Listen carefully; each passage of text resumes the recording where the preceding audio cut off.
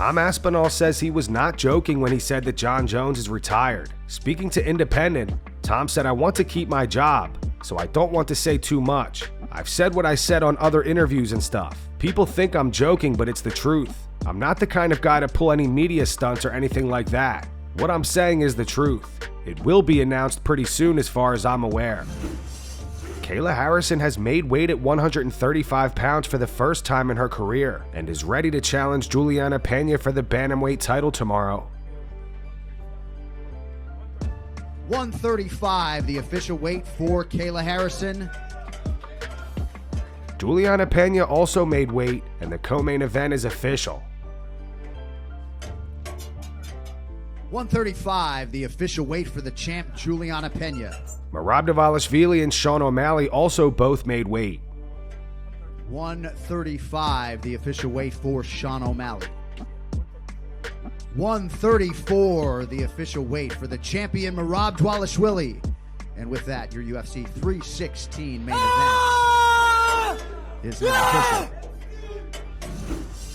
Amanda Nunes confirmed that she's gearing up for a UFC return. She also made her prediction for Julianna Pena versus Kayla Harrison. In an interview with New York Post Sports, Amanda said, "I'm ready. I'm really back in the gym. I'm really healthy. My weight's good, so why not? No injury. Let's see what's going to happen. I'm ready to step in again." On training with Kayla, Amanda continued, "We trained, but we weren't really training partners. We didn't train every day. When we would be able to train, we trained. We sparred only one time, when she got there. I feel like when she started talking about me, maybe in the future we fight, talk about it, bringing all that attention to the fight. As a competitor, I like the idea too. I definitely don't have anything personal against her either. This is all business. I think it's going to go to decision. I feel like 3 rounds Kayla, 2 rounds Julianna. I feel like later on Julianna can stand out. I see Kayla doing what she wants to do. Takedowns, use the cage, judo throw on the cage, using her trips to get Julianna down. I also know Julianna is a survivor, so Kayla doesn't have enough to knock Julianna out or finish her on the floor. Actually, Julianna also has very good jiu-jitsu defense. She got a lot better. She doesn't stop. She's going to make Kayla work a lot. She keeps coming. Kayla is strong, so it's going to be very good and interesting to see who is going to win. I think it can go either way, this fight, but I think decision Kayla. On Julianna winning, Amanda said, "Yeah, I think it's great. 1-1 and we can make that happen. I will prove it once again, so I'm ready for her too." Kelvin Gastelum admits that it was a bit challenging to mentally reset for his bout with Joe Pyfer after their first fight was canceled. Pyfer was forced to withdraw from their scheduled matchup at UFC Mexico due to illness. Still, Kelvin feels confident heading into the rescheduled matchup and says he's ready for whatever Pyfer brings. I just think we were able to develop even more so to our game that we had already planned, so I'm even more so confident in the game plan coming in, and the strategies that we've come up with in the gym are just even more refined, and we built on that, and so I feel great coming into the fight. I feel ready for anything he might bring to the table, and yeah, I just think he does. There's nothing that's gonna surprise me. I consider myself a little bit of a company man, so I do as I'm told, and that's what they wanted, so I said let's do it. June 7th works fine, and you know, obviously it leaves a little bit of sour taste in your mouth, but you know, it is what it is. The circumstances are what they are. I'm not a guy that goes and cries about it. I'm just going to do whatever is necessary, and the necessary job this week is Joe Pyfer. Absolutely, you know, you invest so much in one part of your life, and then it doesn't happen, and then it's so hard to kind of reamp that spark again. So it kind of was hard. I had to take a little break, take a little reset. Went out to Disneyland and had a good time, and then you know, reset, and even then it was kind of hard to get the engines going, and you know, but you know, we pushed through that. We passed some real hurdles, and you know, we got going pretty good at the end of the camp, and I feel really good where we're at, and the work that we put in, and I'm excited for this Saturday. Joe Pyfer is confident that he could finish Kelvin Gastelum tomorrow at UFC 316. Pyfer says he believes he possesses the skills to make this a simple fight. I think no matter who you are, if I can touch you clean, I'm going to hurt you. And yeah, I think he knows that too. And I think he's prepared to try and stall the match and then try to put it on later, because I think everybody's judging off of Jack Hermansson fight again, which again was a 5-rounder, which again I got taken down the 5th round. My leg was already compromised, my vision was already compromised, and yeah, you know, so I'm excited just to see how durable he really is, and see how clean of a shot I can really get on him, because I'm telling you, if I get something clean, I'm going to put him down. I mean, he did his best work at 85, so, you know, I'm not disregarding that he could show up in his best form again. He could show up at the KG of old that fought Izzy, and that's a tough fight, but I'm prepared for that, and that's exactly what I have in my mind. And if the finish comes sooner, the finish comes sooner. But I still think I have the skills and the diversity in my game to really make this a simple fight, truthfully. Gilbert Burns believes it's a risky move for Sean O'Malley to jump straight into a rematch with Merab Dvalishvili. He feels that if Sean loses, it could seriously derail his career, and the only path back to a title shot would likely depend on Merab losing the belt. I think he has a shot, and I think one thing too, I think he has a manager, right? I think he has a trainer. I don't want my guy or my client to get a rematch right away. Yeah. I don't like that. Well, they're not going to give Merab a rematch. No, the opposite. Sean, they gave to Sean because if Sean, that's why I think he's very confident to ask that rematch, because you know he can get a rematch. But if you go out there and lose, it's so bad for him. Right. Now he gotta hope for Merab to lose to fight for the title again. Yeah, you know what I mean? Right. So that's why I would not, if my fighter is the champion, then he loses the fight, I'll say, hey, get one more win, relax, take a little time, let's get one win, then we fight for the title. Yeah. Get that confidence back, because I think O'Malley has a chance, not a big chance, but if he has a chance, he has that knockout power, has a good right hand. He's gonna change. I think his takedown defense is gonna be a little bit better. I think the get up is gonna be better. The scramble is gonna be better. And that guy, he's laser focused. He's so dangerous. And I think doing all the things that he did, I think he will be laser focused.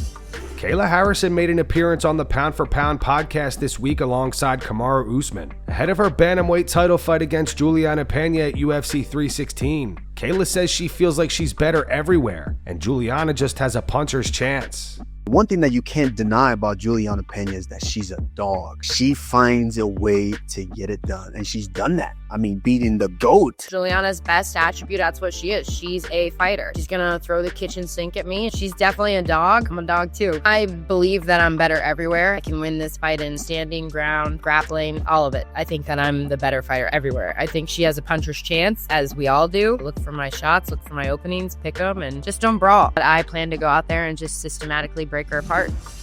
Sean O'Malley is even more confident going into this fight against Merab than he was for their first fight. O'Malley has stated that in the first fight, he wasn't able to train grappling all camp because of his hip. He has since had surgery, and for this camp, he was able to grapple. He also says that he really focused on his cardio as well, and is ready to fight for 25 minutes. Yeah, physically, it was completely different. You know, I was able to really prepare the proper way for a guy like Merab. You can't, run the mountain and hit mitts and then go fight Merab. You got to be on the match. You got to be grappling. You got to be wrestling, and that's what we were able to do this fight. So, even last fight, very confident in going into that cage. Thought I was going to put his lights out.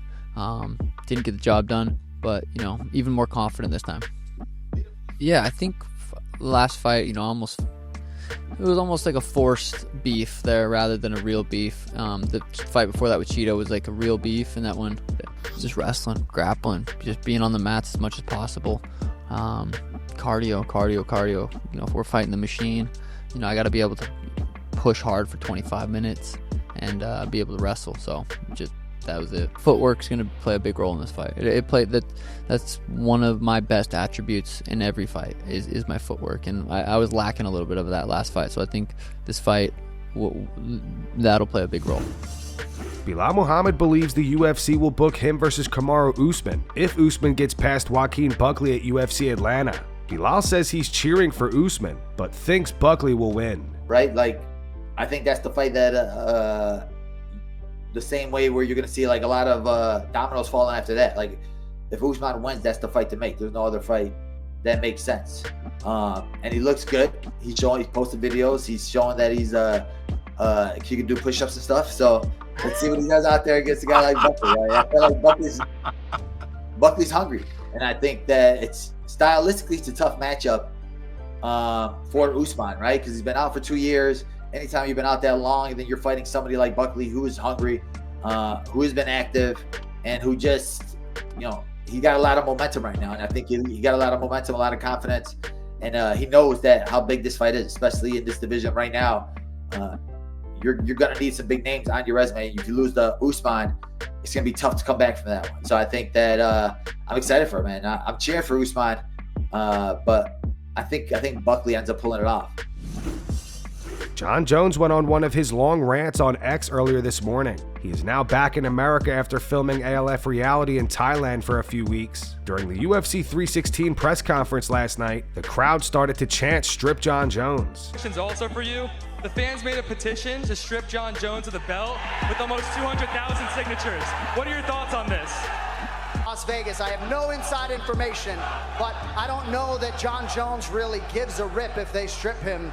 So on to Jon's rant. He started by responding to this post. It says, "Aspinall is the current heavyweight champ, by the way. Jon said that's awesome. You guys could use one." He continued, "Unfortunately, my boy is not as special as his fan base thinks he is right now. I've seen Tom get tapped out twice now by 2 different people. Time will show. Here today, gone tomorrow." This user replied saying, "If he isn't that good, why don't you fight him?" Jon said, "I remember like it was yesterday. 3 years since anyone saw me fight. The mass amount of critics. Jones looks so old now. He's too slow now. Gon's going to be too fast. Jones has never faced someone this big. He's never faced a kickboxer of this caliber. The French and the casuals were convinced Gon was the future of the heavyweight division. I showed up, I won. Then, crickets." This user corrected Jon, saying that Tom was tapped out twice. It says he's been tapped out once, you dumb f***. Jon replied, "Once, twice to me really makes no difference. My point is the kid's not special, and he has no top lip, which I also find annoying." Jon then responded to accusations that he's scared.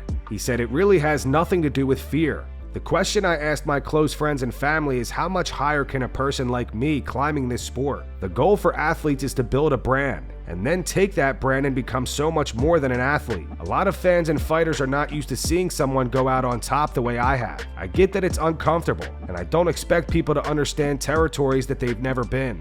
This user told Jon to vacate the belt. Jon said, "I spoke to the UFC a long time ago about what my future plans were. I haven't really worked out since my last fight in New York City. Honestly, I believe it's been in the UFC's best interest to keep presenting me as the company's champion, not Tom. I've just been playing the role of a company man by doing nothing at all and holding the position. And truthfully, it's been incredibly lucrative. I've made more money off Tom being the interim champ than Tom has himself. It sucks to see the rest of the division get slowed down like this, but that has nothing to do with me. I don't pull the strings. Duck Boy over here winning and sticking one big fat FU to the haters at the same time. Quack, quack." This user replied, "How would you defeat Tom?" Jon replied by not even giving him the chance. This user said, "Strip Jon and Tom of both of their belts." Jon said, "There's an interesting take. I'm 37 years old now. My body hurts everywhere if I'm being honest. Funny how Tommy Boy talks zero to the studs of this generation. Barely even mention their names. And remember, you can't strip a guy like me at this point. I give up the belt freely. Veni vidi vici." Jon replied to the people correcting him about Tom being tapped out once. He said, "Appreciate all the folks who corrected me. I said Tom got submitted twice, but turns out it was just once, by a guy everyone calls Cousin Earl. Then he got TKO'd by some other random. Tough to remember who did what when there were multiple people involved." This user said, "Would Gon beat Tom?" Jon said, "Honestly, I wouldn't be surprised. I see things like this happen all the time. Fighter allows me to become their whole identity. They're so focused on being the man, meanwhile, the competition is lurking. The big mouth gets bit in the ass." This user said, "You be praying for that." Jon said, "No, honestly, I wish Tommy no ill will. He is no threat to me whatsoever. He should start with just trying to be the best heavyweight of all time. That goal would be plenty. My career is on a completely different planet if we're being honest. I really don't hate on other fighters. I'm usually just responding to their envy." He then focused his attention to Daniel Cormier and Chael Sonnen. He ended it off saying, "Jon Jones whooped both of y'all, but hey, why not team up on a podcast and gossip about his life? Meanwhile, he's out here making your annual salary in a week. Stay busy, boys." Tom Aspinall responded to Jon's rant on Threads. He wrote, "I want the undisputed title. think John's forgot he's got it. Recently, it was announced that Nasruddin Imavov will be the official backup fighter for the middleweight title fight between Dricus Du Plessis and Khamzat Chimaev at UFC 319. In a recent interview, Dricus says if Khamzat does pull out of the fight early, he will not face Imavov. Dricus said, "I'm a fan of his style. I think he's great. I think Imavov is very, very good. I don't know. The track record is not good. 6 pullouts, 8 fights. So he has 8 wins, 6 pullouts. That's a 50% chance almost. What is that? That's not how I work. I trained for the fight. I have to be honest. If he pulls out of this fight early, I will not fight Imavov because I want to fight Khamzat. I don't want anything else. If I'm already there 2 weeks, I'll fight Imavov if he pulls out. But if he pulls out in 4 weeks, I'm not going to fight. I will wait for him to be ready because I want to beat him because he is the best right now. I want to fight only the best of the best. Imavov deserves this. He's the #1 contender, but he beat a guy that I just beat."